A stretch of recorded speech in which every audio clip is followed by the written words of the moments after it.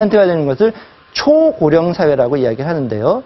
여러분, 고령화 사회 7%에서 14% 되는데 여기 위에 보시면 프랑스, 노르웨이, 스웨덴 이런 나라는 115년, 92년, 85년 이렇게 해서 거의 80년대 100년 가까이 걸렸어요. 그리고 이제까지 세계에서 가장 빠른 속도로 변화한 것이 일본인데 일본의 경우는 1970년부터 1994년까지 24년이 걸렸는데 우리나라 역시 뭐든지 세계에서 제일 잘하죠. 빠르죠. 그죠? 바로 18년으로 세계 신기록을 세울 것으로 예상이 되고 있습니다. 제가 좀 과장을 해서 말씀을 드리면 노인의 비중이 21%가 넘는 사회가 되면 약간의 과장을 덧붙여서 길거리에서 보이는 모든 분들이 노인일 겁니다.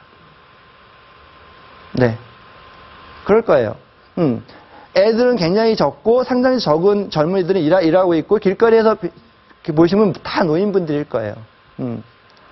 그래서 이렇게 빠른 속도로 세계적으로도 유례가 없는 고령화가 진행되고 있기 때문에 우리나라의 경우에 이 고령화 문제에 어떻게 대응해야 되냐 이것이 우리가 지금 굉장히 당면하고 있는 중요한 문제라고 할 수 있겠습니다.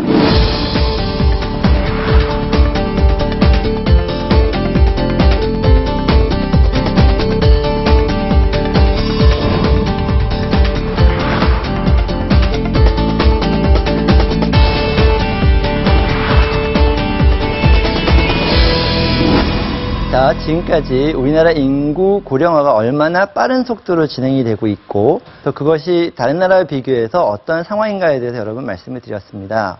그리고 특히 저는 경제학자이기 때문에 이게 우리나라 경제에 어떤 영향을 미칠까 이거에 대해서 사실 굉장히 고민을 안 할 수가 없습니다. 그래서 굉장히 많은 학자들이 이 문제에 대해서 고민을 하고 있고 그래서 그러면 이제 이 인구 고령화가 구체적으로 한국 경제에 어떤 영향을 미치게 될까에 대해서 좀 말씀을 드리려고 합니다.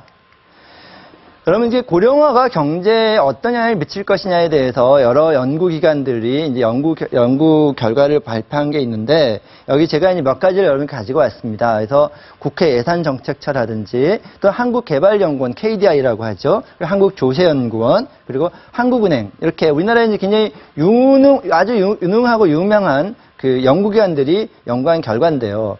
여러분 보시면 이게 2010년대부터 2050년대까지 40년대까지를 보여주고 있는데 대략 여기 연구의 수치들이 조금씩은 다르지만 이렇게 되면 2010년대에는 우리나라 경제의 평균 성장률이 한 3% 중반 정도로 떨어질 것이다라는 거 여러분과 보실 수가 있고요.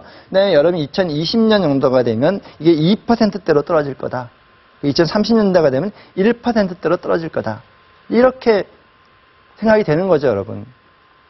사실 일반 여러분들께서 경제 성장률이 도대체 무슨 의미인지에 대해서 감을 잡기가 되게 어려우실 텐데 가장 쉽게 말씀을 드릴 수 있는 거는 경제 성장률이 현재 우리나라에서 1%가 있게 되면 우리나라에서 약 6만 개 내지 7만 개 정도의 일자리가 생깁니다.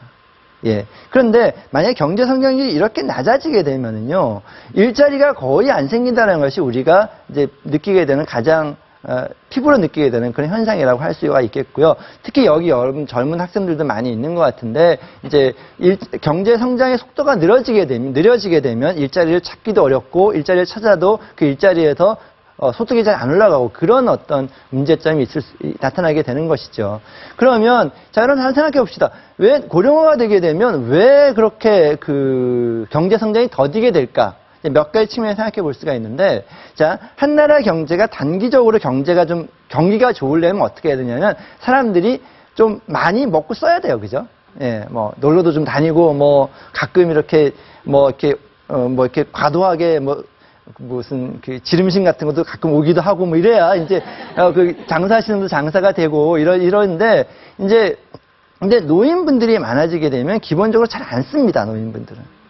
왜냐하면, 근데 미래에 여러 가지 불확실성이 있고 그러기 때문에 가능하면 안 쓰려고 하고요. 특히 노인분들은 잘 안 바꿔요.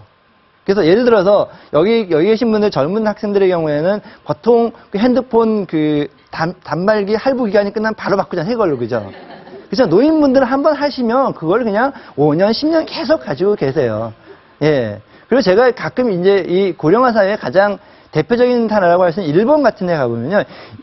일본은 정말 심할 정도로 안 바꿔요. 그러니까 예를 들어서 여러분 여기 젊은 학생들은 모르겠지만 여러분 혹시 이렇게 옛날에 이렇게 그 성냥 뒤에 팔각 성냥이라고 이렇게 그 성냥 기억나세요? 그 팔각성장 우리나라